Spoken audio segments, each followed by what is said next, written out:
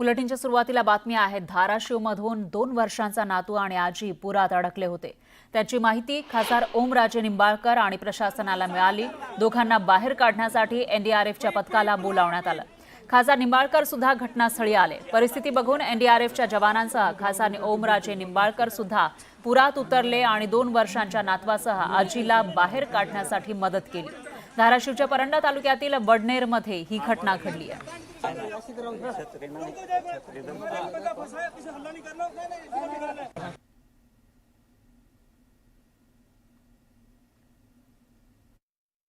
बडेजी मला सांगायचं आहे की मी जेव्हा राजकारणात आलो तेव्हा या सामान्य लोकांनीच मला अक्षरशः तळहाताच्या फोटाप्रमाणे जपले। मी माझ्या प्रत्येक निवडणुकीत सामोरं जात असताना माझं पहिलं वाक्य असायचं की ओमराजे दुसरा तिसरा कोणी नसून तुमचा भाऊ आहे, तुमचा नातू आहे, तुमचा मुलगा आहे असं समजून तुम्ही मतदान करा मला। आणि मी हे नातं फक्त माझ्या मतदानापुरतं न पाळता अखंड 5 वर्ष हे नातं मी पाळेन। मला वाटतं हा जो काही शब्द मी दिला होता त्याच शब्दाचा परिपाक लोकांनी मला पहिल्यांदा संधी दिली लोकसभेत। आणि आपल्या माहितीसाठी कोरोनासारखं महाभयंकर संकट ज्यावेळेस पहिल्यांदा आलं त्यावेळेस मी असेल, आमदार कैलास पाटील, आम्ही दोघांनी अक्षरशः कुठलं एक गाव सोडलं नाही आम्ही की जिथं कोरोनाचं पेशंट निघालं नाही ना आमची त्यांना मदत झाली नाही। प्रत्येक ठिकाणी आम्ही लोकांपर्यंत पोहोचून लोकांना मदत करायचा प्रामाणिक प्रयत्न केला। आता ही निवडणूक झाली आणि माझं असं मत आहे की निवडणूक होईपर्यंत आपल्याला मताची गरज असते म्हणून नातं, आणि एकदा का निवडणूक झाली की मग हम आपके कोण ही पद्धत आमच्याकडे नाही। जसं लोकांना आपण वचन दिलंय ते वचन आपण 5 वर्ष पाळायचं। आणि त्याच भूमिकेतनं काल जी वडनेरमधली परिस्थिती होती की समजा 1-2 वर्षाचा मुलगा, त्याची आई, त्याचे आजी आजोबा, मला सांगा 24 तास पडत्या पावसात त्या इमारतीच्या छतावर आहेत, अन्न नाही, पाणी नाही, थंडी वाजते, सगळे कपडे ओले झालेले आहेत। मला सांगा माझ्या घरातले जर मुलं, माझ्या घरातला मुलगा, माझी बायको, माझं घरातले जर आई वडील तिथं असते तर मी बघत बसलो असतो का? नाही, आपण तिथं उतरलोच असतो। मला वाटतं हाच नियम मी तिथं मी प्रत्येक सिच्युएशनमध्ये स्वतःला ठेवून बघतो की मी काय केलं असतं आणि मग मी तातडीने निर्णय घेतो आणि त्याच्यावर ऍक्ट होतो। मला वाटतं त्याचाच एक भाग होता, कारण आपण बघितलं असेल एनडीआरएफची बोट तिथं गेली, अनेक जवान स्वतःची ड्युटी म्हणून त्या ठिकाणी गेले होते, त्यांचाही जीव धोक्यात होता। त्यांनी ते दावं त्या झाडाच्या बुडाला बांधलेलं होतं आणि सगळ्या लोकांना, त्या लहान लेकराला, परत त्याच्या आईला, त्या आजी आजोबांना त्यांनी रेस्क्यू केलं। तिथून शिडी लावून त्या वरच्या स्लॅबवरनं त्यांनी खाली घेतलं, बोटीत बसले, पण त्यांची मोटर चालू होत नव्हती। आणि मग त्यांनी गावातल्या लोकांना विनंती करायला चालू केली की झाडाच्या बुडाला बांधलेले जे दाव आहे ते कोणी सोडेल का? परिस्थिती अशी होती की पाण्याचा प्रवाह प्रचंड होता, कुणाचीच मानसिकता नव्हती की तिथं जायची। मीही जायचं म्हणल्यावर गावातले लोक म्हणले दादा नका जाऊ तुम्ही, पण म्हणलं अरे तुमच्यातले पोहता येणारी चांगली कोण कोण मंडळी आहेत ती बाजूला या म्हणलं। आम्ही त्यातला 4-5 पोरांचा ग्रुप तयार केला आणि तिथल्या एका पोरानं एक चांगली आयडिया काढली की त्याने एक लाकडाची जी दांडी असती मोठी ती त्यानं शोधून आणली आणि ती दांडी आम्ही त्या झाडात गुंतवली आणि लाकडाच्या प्रवाहाच्या विरुद्ध बाजूला आम्ही आधार घेत घेत घेत त्या झाडापर्यंत पोहोचलो। त्या झाडाची ती जी दावं होतं ते आम्ही सोडवलं आणि सोडवल्याच्या नंतर ते दावं घेऊन आम्ही बाजूला आलो। तेवढ्या वेळात कर्मधर्म संयोगानं ती मोटरची बोट होती त्याची मोटर चालू झाली। मोटर चालू झाल्यावर प्रवाहाच्या विरुद्ध दिशेनं त्यांना यायचं। आपण बघितलं असेल प्रवाह एवढा प्रचंड आहे की ते मोटर बोट असताना सुद्धा पाठीमागे लोटतो आणि मध्ये आल्यावर ती बंद पडली आणि ती पूर्ण एनडीआरएफचे जवान आणि हे सोडवलेले सगळेच लोक त्या बोटीबरोबर व्हायला लागले होते। नशीब असं की तिथं वॉटर फिल्ट्रेशनचा एक प्लांट होता आणि त्याची इमारत म्हणजे थोडंसं बांधकाम केलेलं होतं, त्या बांधकामाला जाऊन ती बोट धडकल्या आम्ही गावातल्या लोकांनी त्यांच्याकडे दावे फेकले, त्यांनी ती दावे त्या मोटर बोटला बांधले, त्यांच्या बोटीला बांधले आणि मग अक्षरशः ओढत आमच्या सगळ्या गावातल्या लोकांनी ती बोट बाजूला काढली। नाहीतर आज अशी परिस्थिती राहिली असती की त्यांना शोधायचं रेस्क्यू ऑपरेशन आज इथं राबवावं लागलं असतं। सरकारनं 2200 कोटी रुपये दिले असं सांगितलं, काय करायचं? म्हणजे हे 2200 कोटी मागचे आहेत असं म्हटलं जातं। ही जी मदत आहे त्या मदतीच्या आधारेच पुढची मदत असेल, मग ती पुरेशी असेल का? काय मत आहे तुमचं? तुम्ही जो सरकारनं शेतकऱ्याचा आकडा दिलाय आणि मदतीचा आकडा दिलाय, त्या मदतीच्या आकड्याला जर शेतकऱ्याच्या आकड्यानं भागलं तर प्रत्येक शेतकऱ्याच्या पदरात 7,000 रुपये येतात। 7,000 रुपये काय 7,000 होते हो आज त्या शेतकऱ्याचं? इथं लाखो रुपयाचं शेतीतलं पीक गेलंय, माती गेली, विहीर बुजली, घरात पाणी गेलंय, प्रपंचाचा जो संसार उपयोगी साहित्य होतं त्याचा चिखल झालाय. 7,000 कसं शेतकरी जगणार आहे विचार करा. हे दुर्दैवी आहे. आणि मी आज भरणे मामाला तोच विषय मांडला की मिरज सांगलीला पूर आल्यावर तुम्ही NDRFच्या चौपट जाऊन तिथं मदत करता, मग आमच्या बाबतीत असा दुजाभाव का? तर धाराशिव सोबतच राज्यातील आणखी काही जिल्ह्यांमध्ये पाऊस झाला, त्यामुळे नुकसान झालं आहे. या सगळ्यांचा आढावा घेऊयात या बातम्यांमधून.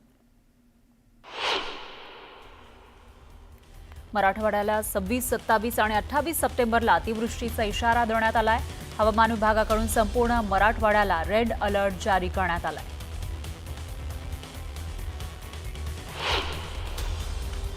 बीडच्या आष्टी तालुक्यामध्ये कडा परिसरात पुन्हा अतिवृष्टीनं झोडपलेलं आहे, त्यामुळे कडी नदीला पूर आला. नदीकाठची घरं आणि शेती पाण्याखाली गेली. या पूर परिस्थितीची भयानकता ड्रोन कॅमेऱ्यामध्ये कैद झाली आहे. बीड जिल्ह्यामध्ये झालेल्या ढगफुटीसारख्या पावसामुळे सिंदफणा नदी दुथडी भरून वाहतीये, त्यामुळे शेतकरी उद्ध्वस्त झालाय. अनेक घरं ही पाण्याखाली गेली आहेत. शेतामध्ये पाणी शिरलंय, त्यामुळे शेतीला तलावाचं स्वरूप आलं. बीडमधील साक्षाळ पिंपरी, धारबंटा, उकड पिंपरी, कमळेश्वर, धानोरा त्याचबरोबर शिरापूर गावांमध्ये पाणी शिरलंय. बीडच्या नांदूरमध्ये सुद्धा मुसळधार पावसामुळे जनजीवन विस्कळीत झालं. पूरग्रस्त भागाचं दृश्य ड्रोन कॅमेऱ्यामध्ये कैद झालंय. दरम्यान नागरिकांनी नुकसान भरपाईची मागणी केली. बीड जिल्ह्यातील शिरूर तालुक्याला सुद्धा पुराचा फटका बसलेला आहे. मातोरी, धारेवाडी इथं अतिवृष्टीमुळे हजारो हेक्टर शेती पाण्याखाली गेली. मूग, तूर, सोयाबीन पिकांचं मोठं नुकसान झालंय. धाराशिवमध्ये सुरू असलेल्या मुसळधार पावसामुळे खैरी नदीला पूर आला.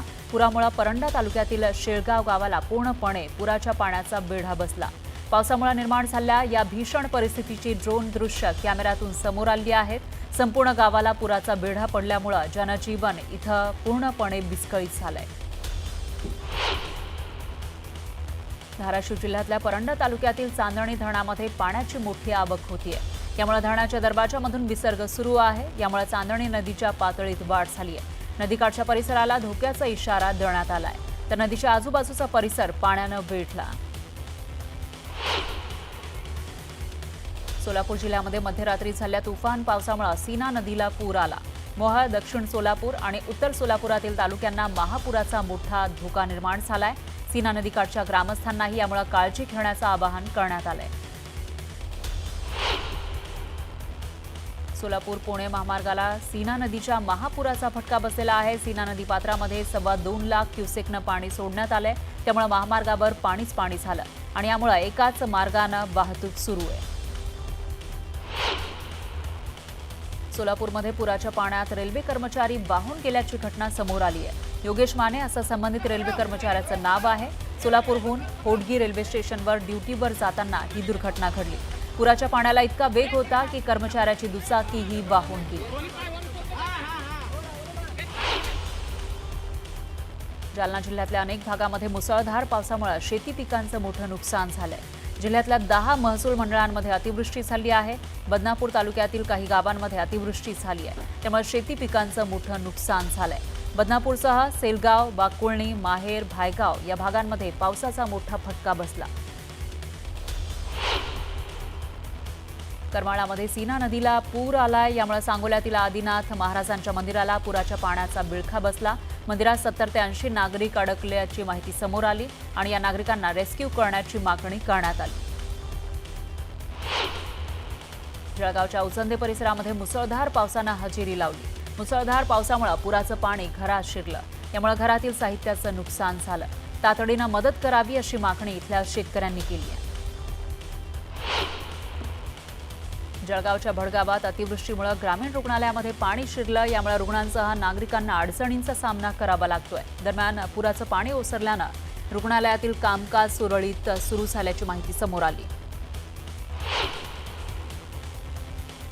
मुसळधार पावसामुळे पुणे जिल्ह्यातील धरणांच्या पाणीसाठ्यामध्ये वाढ झाली आहे. पुणे जिल्ह्यातील 26 धरणांपैकी 17 धरणं ओव्हरफ्लो झाली आहेत. त्यामुळे जिल्ह्यातील पाण्याची चिंता मिटली आहे. परभणी जिल्ह्यामध्ये मुसळधार पावसामुळे गोदावरी नदीला पूर आला. गोदावरी नदीकाठची मंदिरं पाण्याखाली गेली.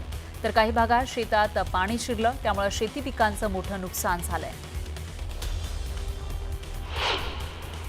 नांदेड जिल्ह्यामध्ये मुसळधार पावसानं हजेरी लावली. शेतात मोठ्या प्रमाणामध्ये पाणी साचलं, यामुळे शेती पिकांचं मोठं नुकसान झालंय.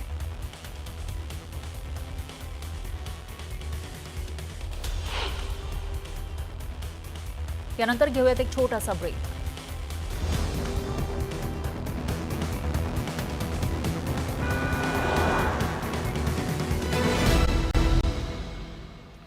ब्रेकनंतर घेऊयात आज दिवसभरातील महत्त्वाच्या बातम्यांचा वेगवान आढावा.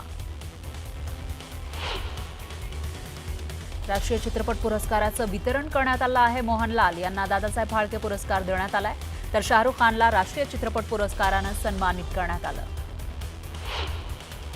कराड पंचायत समितीचा आदर्श शिक्षक पुरस्कार सोहळा संपन्न झाला. यावेळी 25 शिक्षकांना हा पुरस्कार देण्यात आला. 15 शिक्षिका आणि 10 शिक्षकांचा सन्मान करण्यात आला. चंद्रपूरमध्ये माजी आमदार बच्चू कडू चक्काजाम आंदोलनात सहभागी झाले. आंदोलनामुळे चंद्रपूर नागपूर महामार्गावरची वाहतूक 1.5 तास ठप्प होती. दरम्यान मागणी पूर्ण होईपर्यंत आंदोलन सुरूच ठेवण्याचा इशारा देण्यात आला. जालन्याच्या अंबड तहसील कार्यालयावर शेतकऱ्यांनी बोंब मारो आंदोलन केलं. ओला दुष्काळ जाहीर करण्याची मागणी शेतकऱ्यांनी केली. मोर्चात मोठ्या संख्येनं शेतकऱ्यांनी सहभाग नोंदवला.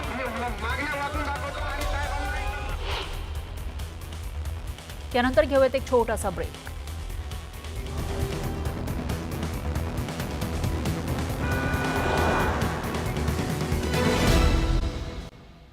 ब्रेकनंतर पुन्हा घेऊयात बातम्यांचा वेगवान आढावा. नांदेडच्या किनवटमध्ये आदिवासी समाजानं मोर्चा काढला. बंजारा समाजाच्या मागणीला यावेळी विरोध करण्यात आला. मोर्चामध्ये मोठ्या संख्येनं आदिवासी समाजानं भाग घेतला. नंदुरबारमध्ये आदिवासी समाजानं मोर्चा काढला होता. यावेळी बंजारा समाजाच्या मागणीला विरोध करण्यात आला. दरम्यान आंदोलनामध्ये मोठ्या संख्येनं नागरिक उपस्थित होते. यवतमाळच्या ढाणकीमध्ये अत्याचाराच्या घटनेच्या निषेधार्थ बंद पुकारण्यात आला. खासगी वर्ग चालवणाऱ्या शिक्षकांना अल्पवयीन तरुणीवर अत्याचार केला. यामध्ये तरुणीचा मृत्यू झाला. शिक्षकावर कठोर कारवाई करावी अशी मागणी त्यामुळे करण्यात आली.